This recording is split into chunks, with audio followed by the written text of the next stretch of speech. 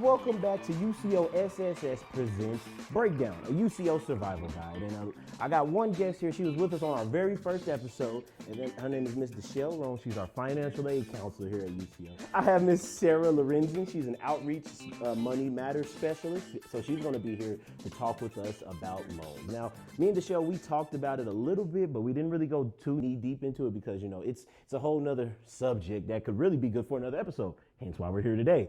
So, guys, let's just go ahead and talk about the pros and cons of taking out money loans. Because subsidized loans, what they are is basically based on your financial need. When you fill out your FAFSA, it tells you, or rather your financial aid folks, it tells them if you need the financial help of a subsidized loan. And what that means is that the Department of Ed will pay the interest on the loan while you're in school.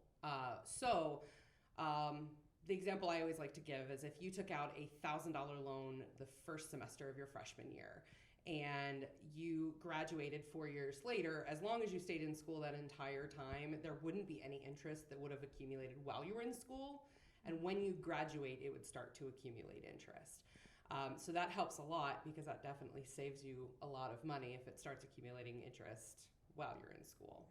De'Shell, could you talk to us about unsubsidized loans? So unsubsidized loans is a little bit different than subsidized.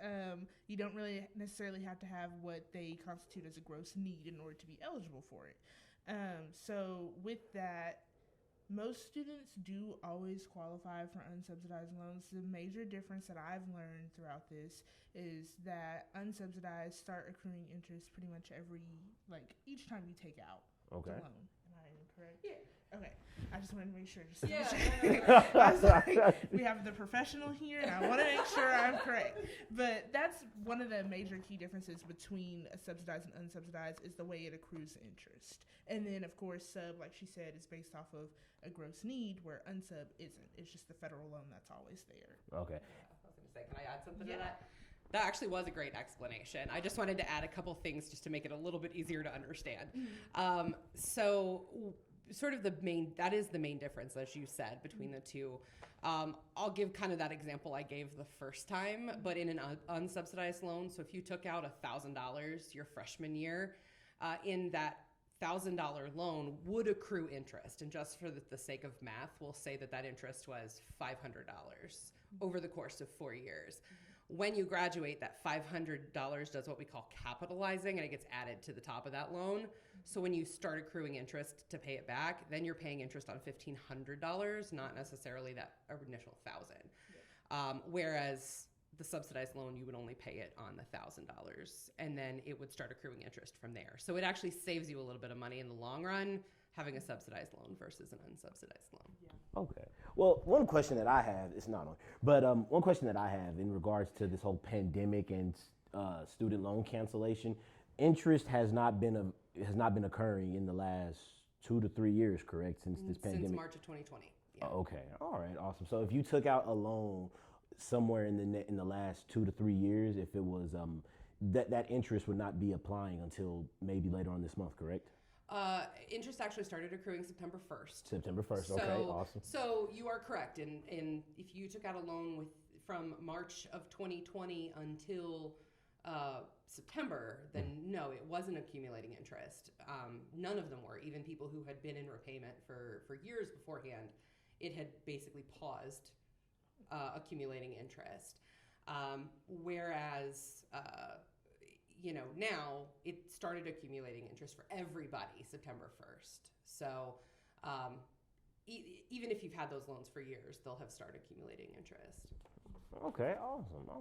Now, I think one of the obvious pros in taking out a loan is, your college is paid for. You don't gotta, your semester's taken care of. But what are some cons in, taking out loans? Because sometimes when a person hears, oh, well, I mean, this one doesn't take out interest and then this one does accumulate interest. Like, what are the worst things? What are some bad things about taking out loans? You want to start? Or you want me to? Okay. All right. So I want to preface this with saying that, like, myself, I was a first-gen student, and I needed to take out loans in order to graduate. So I'm definitely, when I'm talking about the negatives here, I'm definitely not telling anyone not to take out a student loan, because I couldn't be here doing what I'm doing right now without the student loans I took out. But things that are cons, you do have to pay them back with interest. And if you don't pay them correctly, you pay them on time, you talk to your servicer if you're having a problem, it can really mess up your credit very badly. And if you're not smart with how much you're taking out, it can be really hard to repay. You're accumulating interest. If you're, you take out $50,000 in loans and your starting salary at a job is only $35,000, you may down the line run into where you're having a hard time making those student loan payments. So it's definitely, I always tell students when I talk to them to use it as a last resort. Look for other scholarships, look for other grants first. And if you can't find anything else, then utilize student loans, but make sure you have a plan to repay them before, like when you take them out, because they definitely can kind of bog you down. And so I guess that's the con. It's just you do have to pay them back, and you have to be careful with them. You also cannot bankrupt them. So if you take them out, you're going to pay them off unless you qualify for something like public service loan forgiveness. They're going to stick with you forever. So it's really important that you're prepared to pay them back if you take them out. I would definitely say another common thing that we have with students where it becomes a con for them is defaulting on loans. Because if you're going, like, say you got your bachelor's degree and you took out only maybe like $15,000 in loans, but if you default on one of those loans, that could potentially mess up your eligibility for your grad loans. Or if you're coming back for a second bachelor's, like, you will not be able to really get those type of loans unless you have a default clearance letter. But even then, trying to go through the mechanisms and the right processes to try to get that, and from your servicer to say, like, okay, we're clearing you from default, you're eligible for it, giving you the letter to send to your school. It's a timely and a very costly process, and it really frustrates a lot of the students because that's something that they didn't know that they actually could do, which is default on a loan. It's very common, it's very easy. Even with bankruptcy, we see it a lot in the office, and it's a process that we usually have to explain to the student that they didn't even know that's what they were getting into. Like, they didn't even know that was a potential. So when you say default, you said similar to bankruptcy. Now, a lot of people resort to bankruptcy like it's, a last resort, but it does damage your credit. Does default do the same thing? Yes. And actually, arguably for longer. Whereas, like, bankruptcy, depending on the type of bankruptcy you file, lasts 7 to 10 years on your credit. Whereas a defaulted student loan will be there until you fix it. It could be there forever. And not only does it mess up your chance for loans in grad school, they can also, if you are defaulted, they can come after your paycheck. You can have wage garnishment. You can also have your federal and state tax return refunds garnished. And it's a really bad scenario, especially because there are a lot of options. If you're having trouble paying, deferment, forbearance, income-driven repayment plans, like, there's lots of options, especially with federal loans, to prevent default. So it's definitely not something you want to do. And when you file bankruptcy as the last resort, you still can't bankrupt your student. Okay, well, let's go ahead and get into that segment. That's a good segue point. What are some, like, a lot of students, they're getting ready to graduate, and then that idea, okay, it's time to start paying on my student debt. What are some plans that students, or graduates, should I say, start making in order to paying off these loans? That's a great question. All right. So with a federal student loan, you generally get 6 months. And I say 6 months because depending on your personal circumstances, sometimes it's a little bit less. But generally, you get 6 months on a federal loan of a grace period, which means that they give you 6 months to kind of get your finances in order, get a job, get yourself set up with your loan servicer who you'll make your payment to. So really, my advice here to graduating students is first, go to studentaid.gov and look at how many loans you have. Two, they have this tool called Loan Simulator, and I'd highly recommend going and looking at it because it will break down all of your repayment options. When you sign for a student loan, they give you the standard 10-year repayment plan generally, but there are more than that. Go to studentaid.gov, look at their loan simulator. It will take all of your federal student loans. They're kind of all housed there so you can see your balance. Okay.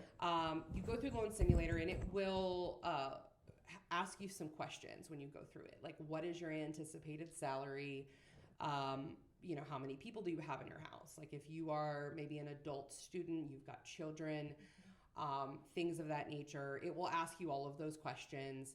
And depending on what you answer, it will suggest what it thinks is the best repayment option for you, whether that is an income-driven plan, whether that is just your standard repayment plan and paying it off in 10 years. And it'll break it all down for you. And then once it has, if you want an income-driven plan, you can apply for that. The other thing I recommend is sort of as you're applying for that, before you're kind of over your grace period, is starting to budget for that. Take that money, say it's $200 a month is what you're going to have to pay. Take that $200 a month out of your paycheck now and put it in savings. That way you'll have like an emergency fund in case something happens.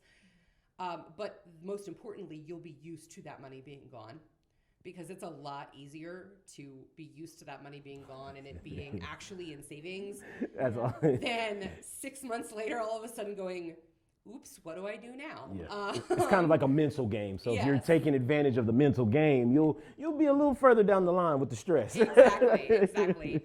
And then the benefit of having it kind of in like stashed in an emergency fund is that you can take more of your income and use it to pay off your loans faster, because you've got this little bit of a emergency nest egg. It's a little safe cushion. Yeah, in case something happens, your tires blow out or you have an unexpected medical bill or something like that.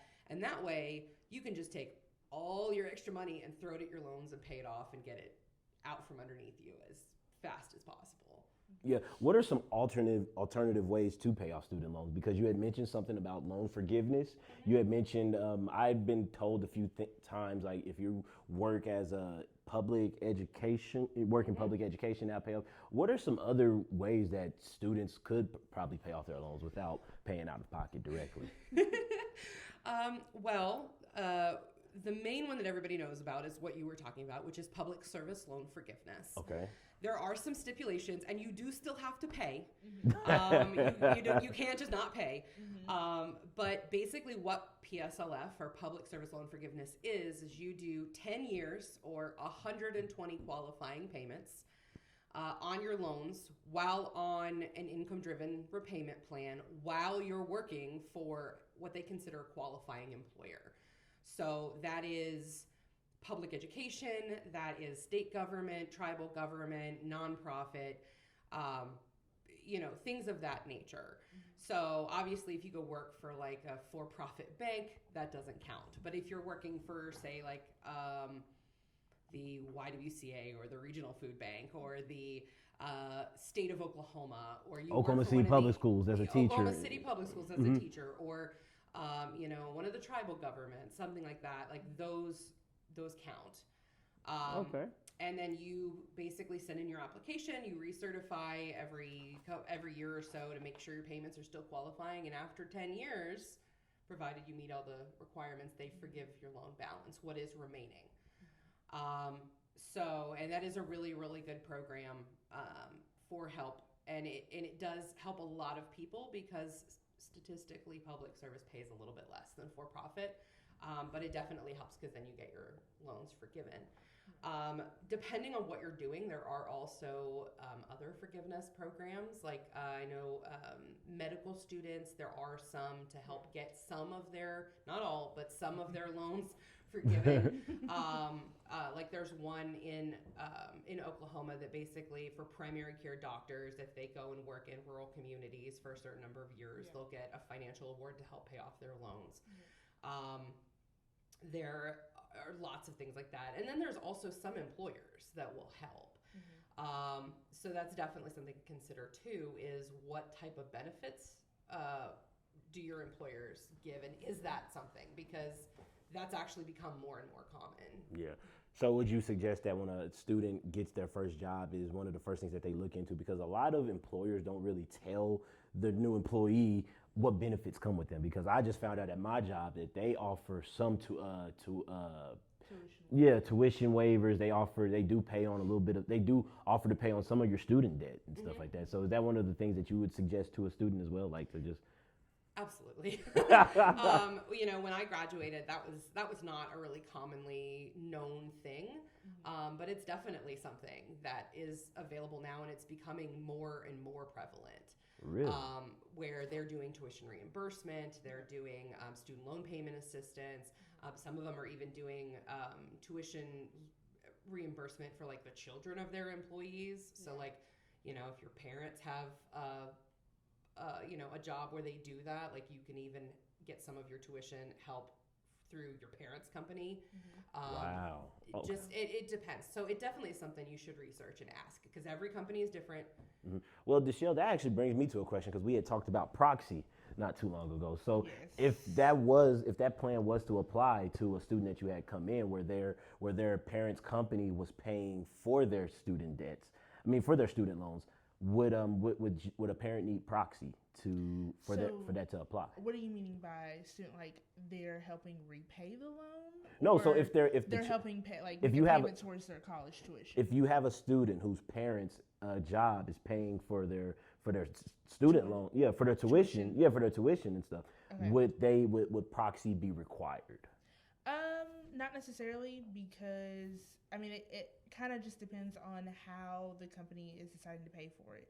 Are you writing this off as like a grant? Is it going directly to the school? Is it going directly to the student?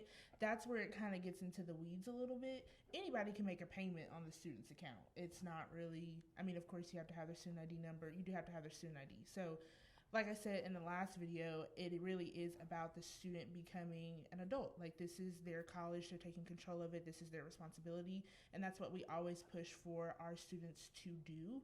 But we do also understand that other students do have, their parents are still very much involved, which isn't a problem. When it comes to like if their parents' employer is paying, it kind of depends on how they're going to do it. Are they going to write the check to the parent? Are they going to write a check to the student?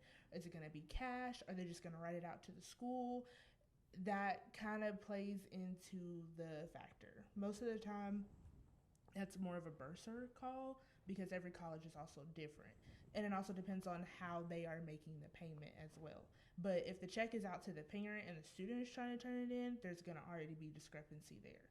Okay. So if the check is made out to the parent, we more so tell them that it needs to be cashed and then you can bring it in, just because with a check you have to show proof of identity. Your parents aren't going to be there. Okay. Then it's going to be like the waters get a little murky. Your parent's signature, it gets difficult, and we understand that a parent can't always be there. They have work, they have jobs. Everybody's schedule is different. So proxy doesn't really have anything to do with that sector as much. It just kind of is down to what the employer is doing, and then you have to take it step by step. Talk to us a little bit more about a Parent Plus loan, because I'm going to be honest with you. That was in 2018 when I took out the Parent Plus loan. Thankfully, I haven't had to do it ever again. But just talk about what a Parent Plus loan is. So a Parent Plus loan is it does come from the federal government, yes, but it's done by the parent. It's not supposed to be completed by the student whatsoever. Also, we do have a lot of students that do that, though. Mm-hmm. They complete the Parent Plus form as themselves, even though it says Parent Plus loan. It's supposed to be completed by them. We have students that will complete the MPN, the entrance counseling, and it messes everything up because it's going to come back as rejected because the student is not a parent. You can't be the one that's getting the loan and be the parent at the same time. That's not typically how that works. But like I was saying, it is a federal loan. It is supposed to be completed by the parent. They go through studentaid.gov. They basically, it's like them taking out a subsidized or unsubsidized loan, like a federal loan in a sense, but it tacks onto their credit. They're responsible for the repayment of the loan that was taken out. And it cannot be transferred to you after graduation. Yes, it can't. It cannot. It's not your responsibility. It is on the parent. It is on their repayment. It is their responsibility to make sure that they do the exit counseling. They're reaching out to the loan servicer. They're making the repayment options. They know their credit status and when they're supposed to be making these payments, how much it is that they've taken out, things of that nature. It does get a little tricky sometimes because we do have a lot of students that do that. Parent Plus loans are pretty easy. We do get them a lot, and it's also very understanding because a lot of times we have a lot of students, their parents will take out the Parent Plus loan so that their student doesn't have to take out an alternative loan or, but you do also have situations where parents may be denied Parent Plus loans as well. But that can also lead to other additional funding in your federal loans for the student as well. Oh, okay, awesome. Thank you, guys. Well, I think we're all out of time right now, but that is it for this episode of UCO SSS Presents Breakdown, a college survival guide. I think we got some good information out. Thank you guys for being here with us, and as always, we'll catch you later.